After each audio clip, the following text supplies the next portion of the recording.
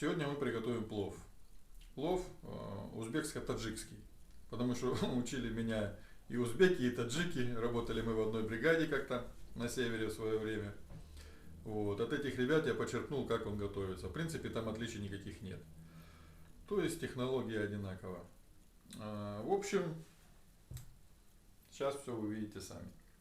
Значит, что нам понадобится? Берем килограмм мяса. Мясо я взял говядину. И взял немножко мяса на кости, потому что косточка все равно своеобразный вкус и навар дает. И мякоть. Здесь килограмм, ну кило 100. 800 грамм риса. Рис я использую краснодарский круглозерный. Вот 6 штук вот таких вот головок чеснока, лука. Я не знаю, сколько это на вес, вот 6 луковиц. Один перчик чили, не острый, жгучий перец.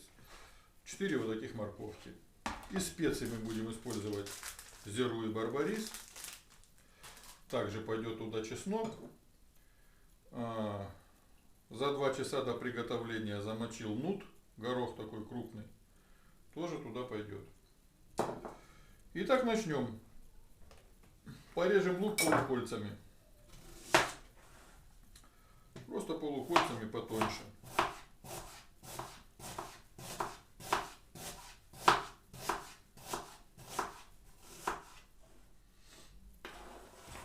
Покрошили полукольцами. Приступим к нарезке морковки. Морковка на плов нарезается, ну я называю это по-узбекски. Я ее крошил разными способами, нарезал. Ну, всегда били за это по рукам. То есть режется она именно вот так. Не знаю почему.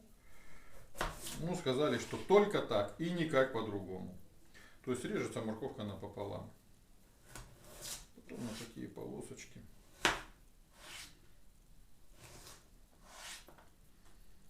Вот. И потом вдоль вот так вот тоненько пошли шинковать.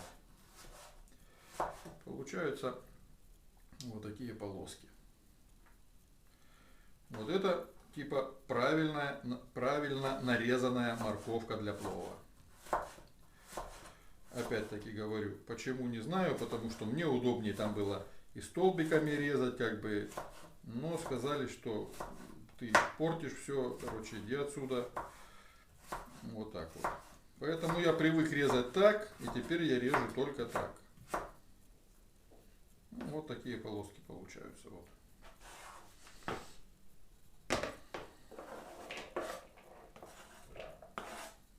Нарезали морковь. Вот получилась такая соломка. Да, я не сказал. Мясо я использую говядину. И будем использовать немножко чуть-чуть курдючного сала. Курдючка. Будем это все дело готовить на подсолнечном масле, без запаха. Но курдючка чуть-чуть я использую. Он все равно дает такой пикантный вкус. Если просто прям на курдюке жарить, ну, это на любителя, даже очень на любителя. То есть, это будет он быстро застывать, его надо будет употреблять с горячим чаем.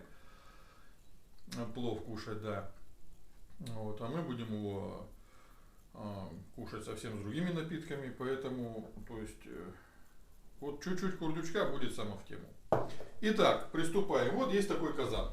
Я готовлю его всегда на плите, получается ничуть не хуже. Сейчас все увидите. Включаем огонь самый мощный, какой есть на плите. Если это газ, то на полный газ. Если там плита, в общем, самый мощный огонь. Подсолнечное масло. Ну, на килограмм мяса, я думаю, наверное, грамм 200-250. Вот здесь литровая бутылка. Остатки остались. И вот так вот по стенкам, прям, чтобы оно стекало по стенкам. То есть, как бы стенки сразу смазываются. Сейчас я примерно определю, сколько я сюда вылил. 200, наверное, будет много. Ну, в принципе, 200 грамм масла сюда ушло. Вот. И накаляем масло, пока с него пойдет дымок. То есть, нам нужен сейчас очень сильный огонь и очень-очень накаленное масло. Так, масло у нас накалилось. Смотрите, как можно проверить. Ну, мы видим, да? Немножко пошел дымок. Просто берем Вот кусочек лука. И кидаем в масло. Видите, пожалуйста. Вот это вот масло накалилось. Вот так оно должно выглядеть. Сюда сейчас я засыплю вот курдючок. И сделаю из него такие выжарки. Вот в этом масле. Просто берем его туда.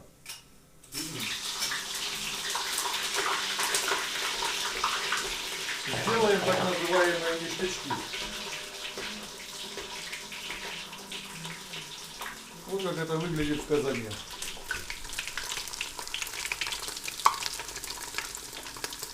Сейчас мы его обжарим хорошо до золотистого состояния. Потом вместе с вот этим лучком мы его вытащим. Выжарился. Мы его берем, вот сюда убираем. Вот нам не нужен. Там вообще. Он просто нам придаст запах. Придаст немножко пикантный вкус. Вот. Теперь. Вот то, что я сейчас делаю, это надо сделать обязательно. Вот это вот так называемые ништячки. Курдючевое сало. Я тут немножко приготовил. Берем. Все это дело присолим. Чуть-чуть. Вот у нас их накалилось уже.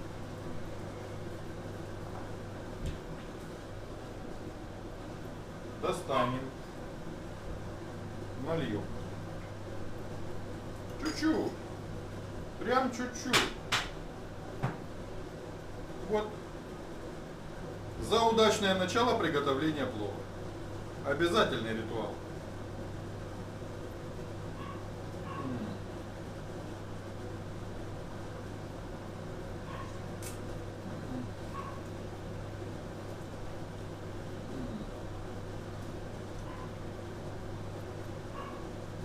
Это очень вкусно, друзья. Готово.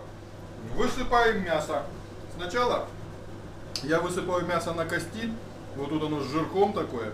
Я просто кидаю, чтобы там выжился жирок. Тоже своеобразный вкус придаст. Просто это надо сделать вот так вот. Да? Подождем, пока там устаканится.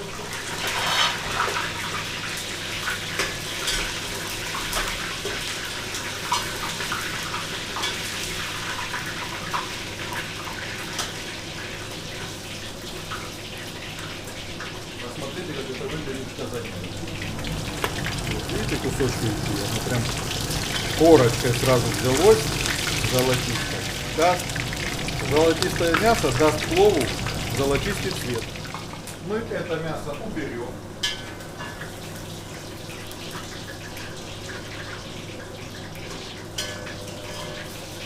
Кстати, если есть желание у кого-то, вот это вот мясо можно использовать так же, как ништячки от курдюка.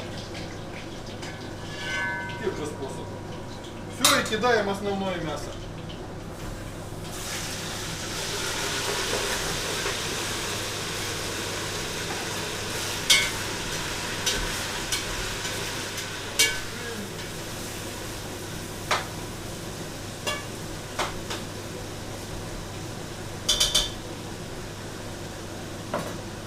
Обжариваем его до золотистого и посмотрим, что в казане происходит. Вот у нас мясо дало свой сок. Видите, сок с маслом перемешался. Мы ждем теперь, пока этот сок не испарится, чтобы нам потом забросить плитку. Такой процесс идет. Под прожаренное мясо можем себе позволить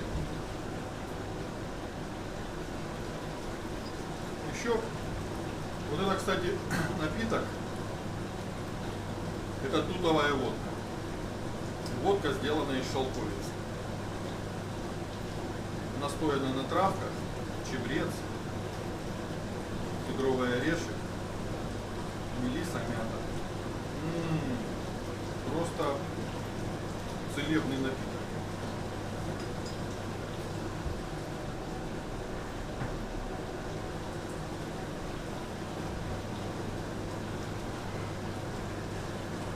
за удачное начало приготовления плова. Ну что? Сколько у нас есть?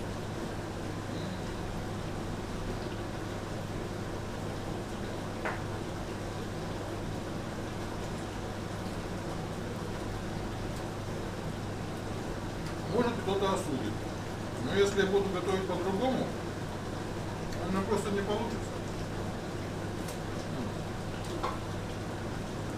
Это уже все проверено годами.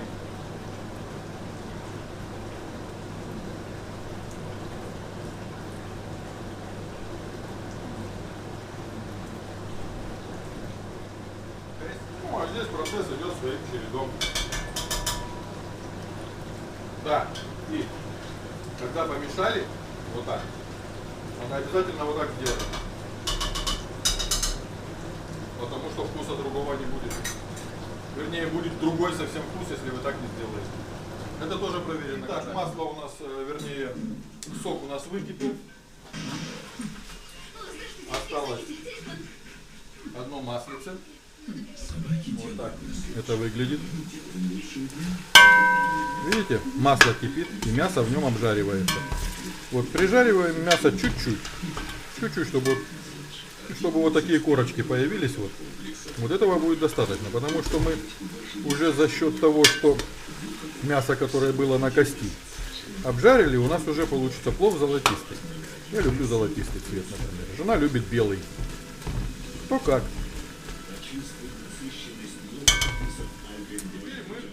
В это мясо бросаем лук. Хватит думать о перхоти. Привыкайте к хорошему с Keto Plus. Лечебный шампунь Keto Plus борется с зудом и шелушением, воздействуя на причину грибок, вызывающий перхоть. Keto Plus. Перхоть плюс. Альфа-банк ведет бизнес к отличному результату. Вот. Вот так это выглядит в казане. И лук мы, помешивая, периодически перемешивая, обжариваем, ну, не до золотистого состояния, он не зажарится до золотистого, он сейчас даст свой сок. Он сейчас лук даст свой сок, и он как бы будет так томиться. Поэтому мы его до такого состояния доводим, когда он такой становится, ну, такой разваристый, такой обмякший весь получится. Ну, вы сами потом все увидите. Вот до такого состояния мы доводим лук. Вот он такой полувареный стал. Пока у нас вот так готовился лук, я закипятил чайник воды. Где у меня чайник? Вот. Вот чайник воды закипятил.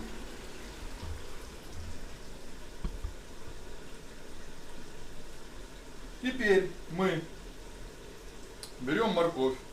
Морковь обжаривать не надо, ее надо варить. Высыпаем сюда.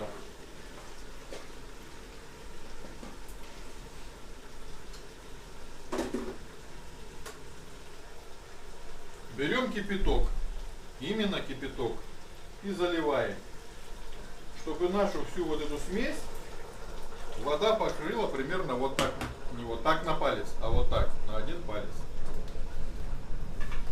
Ну это все примерно, вы понимаете, да? То есть это уже рецепт выверен годами, я не могу сказать, что там нужно налить литр 200 воды.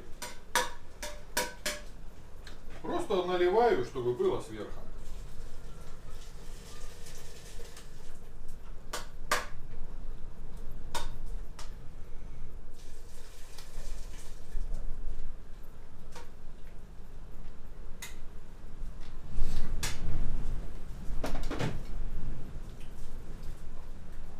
Все это тщательно перемешиваем.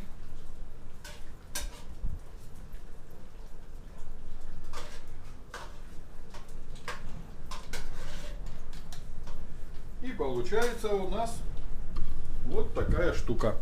Вот. В казане, то есть залили водичкой. Вот этот бульончик называется зирвак. Ну уж не знаю, как он там переводится, зирвак и зирвак. И теперь мы ставим его на маленький огонь, чтобы он булькал. Чуть-чуть, вот как холодец кипит, буль-буль-буль-буль.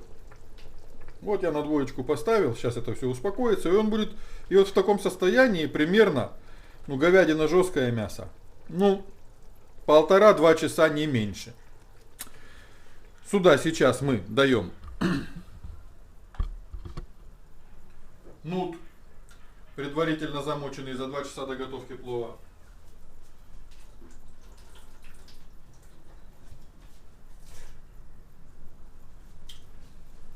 Сюда мы даем зиру.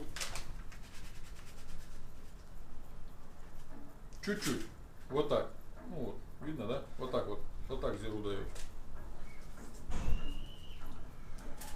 Сюда даем барбарис.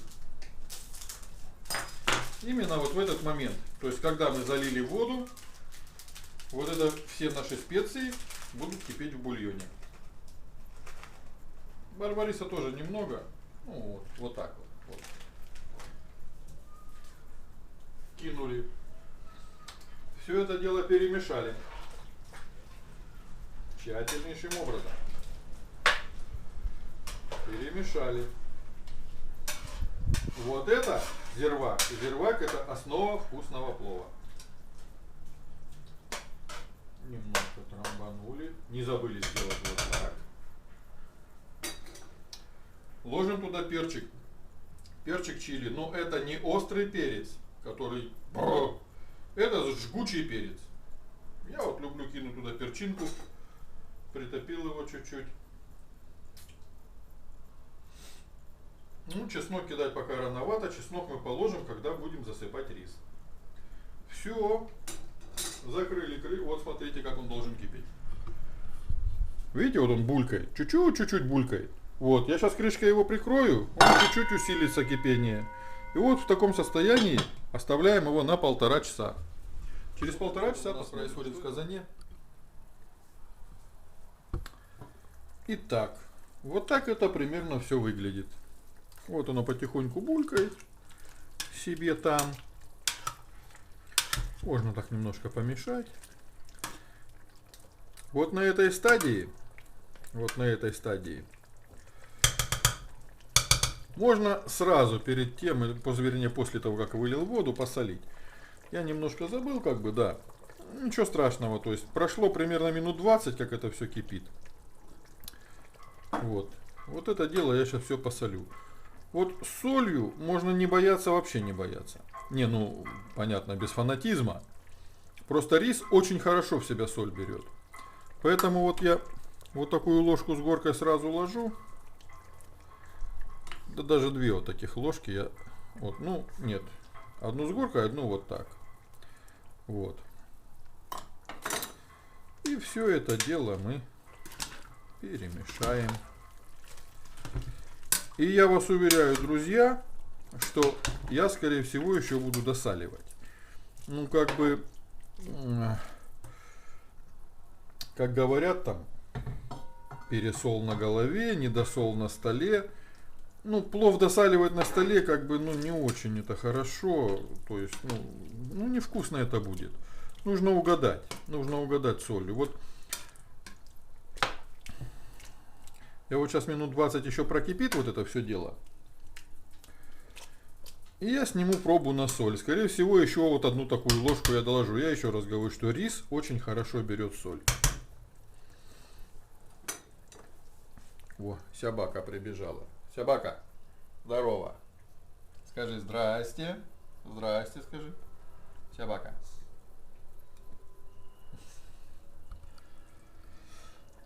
Вот. Ну все, оставляем, опять закрываем. Ложить чеснок. Вообще чеснок я ложу, когда засыпаю рис. Но, значит, вот эту головку мелкую я положу, когда засыплю рис. Просто я сегодня купил головку чеснока, а в ней вот такие зубцы. Представляете? Вот это чеснок. Вот. Вот этот чеснок крупный, он должен провариться. Я его кину сейчас. Вот этот крупный чесночок я брошу сейчас туда, чтобы он хорошо у нас проварился. Наш лецитин – источник эссенциальных фосфолипидов, в состав которых входят жирные кислоты. Вот, посмотрите, как это сейчас все происходит. Вот зирвачок кипит. Чеснок притопим. Вон там мясо, все это варится, все это переваривается.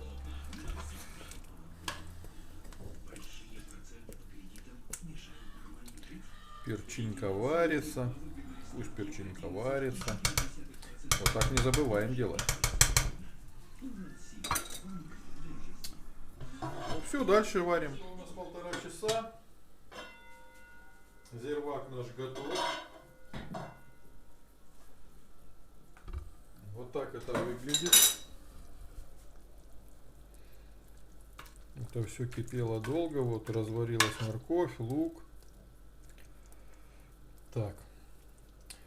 Перчик мы сейчас вытащим. Перец мы вытаскиваем.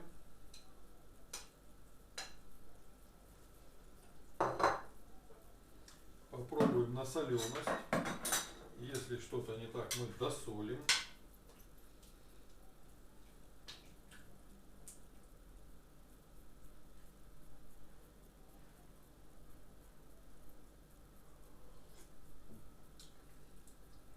На соль нормально.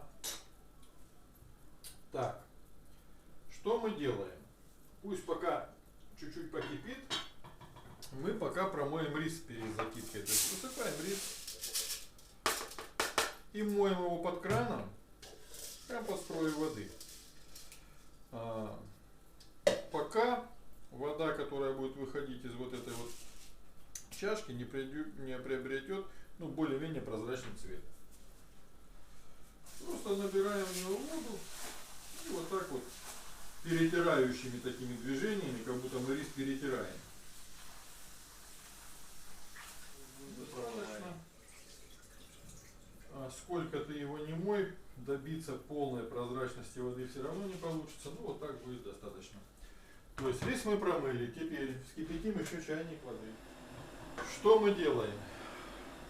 Ставим казан опять на самый сильный огонь.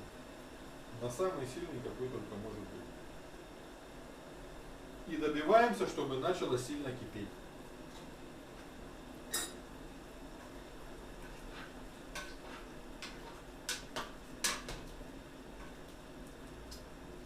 Вот. В это время можно заложить чесночок. Шелуху предварительно с него убрав.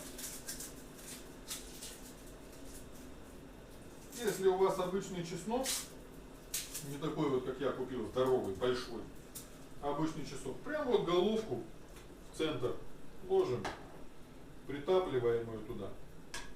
И сейчас мы ее рисом закроем. То есть, смотрите, вот у нас опять сильно закипел зирвак. И у нас закипел чайник. Начинаем закладывать рис.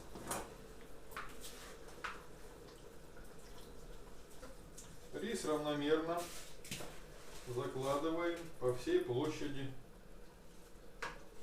казана.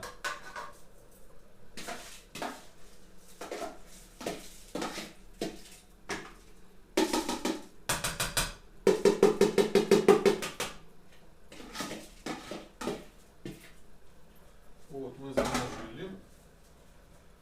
Его разравниваем.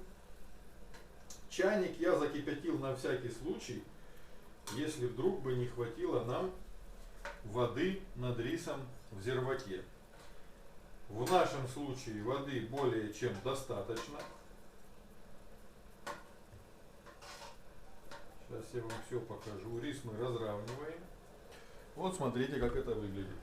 То есть мы закинули рис, разровняли его. У нас над рисом примерно в палец толщины воды. Примерно. Вот это вот нормально будет. Вон там чесночек всплыл. Чеснок.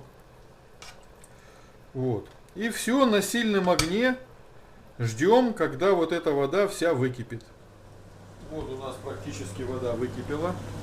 Практически. Это еще не совсем.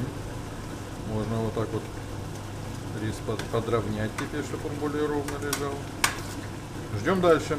Ждем еще чуть-чуть, чтобы у нас как можно больше удалилось влаги. Друзья, вот у нас выкипела вся вода. Что мы делаем теперь? Теперь мы собираем его горкой, то есть мы сначала выключаем огонь, все, полностью выключаем огонь. Нам достаточно будет теперь того огня, который будет там остывать, происходить остаточное явление, это электроплита. Даже если это газ, на самый-самый минимум, который там чуть-чуть только поддерживает огонек. В принципе, тоже можно даже выключить. Вот, делаем его горочкой. Собираем в кучу, чтобы вся влага у нас ушла как бы туда вниз. Вот так с краев его подбиваем. Вот так, не забываем делать. Выглядит это вот так. Вот. Посыпем зиры сверху. То есть мы вот берем зиру, вот так ее разотрем в ладони, как бы в порошок, вот так. Вот так сверху посыпем. Чтобы удалить лишнюю влагу, ну это я так делаю, кто-то может не делать. Берем полотенце, вот так это все закрываем, сверху крышкой прижимаем плотно. Все, и убираем вообще с огня. Просто убираем с огня на настой. Все вот в таком виде. Вот. Ну, минут 20-30 пусть он стоит, настаивается. Сейчас я вам покажу, как это выглядит.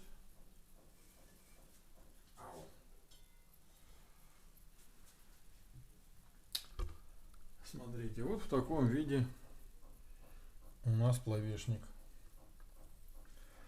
Сейчас мы ему дадим немножко подышать. Ляганчик. Такое блюдо специально для плова. Ставим. Так, откуда будет видно? Ну, вот так. И насыпаем наш плов.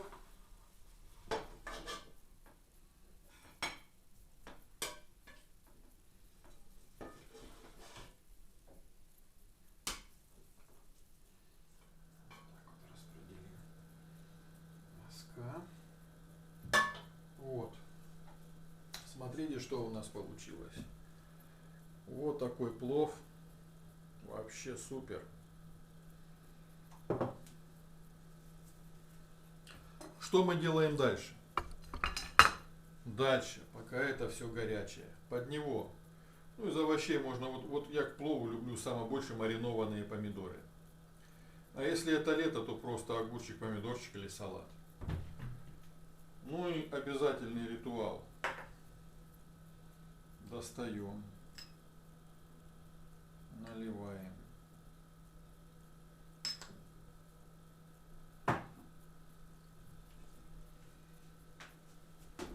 Берем вилочку.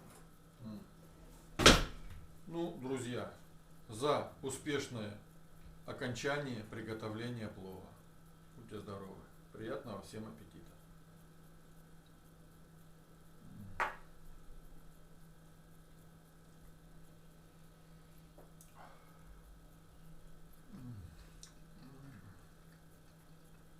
Это песня.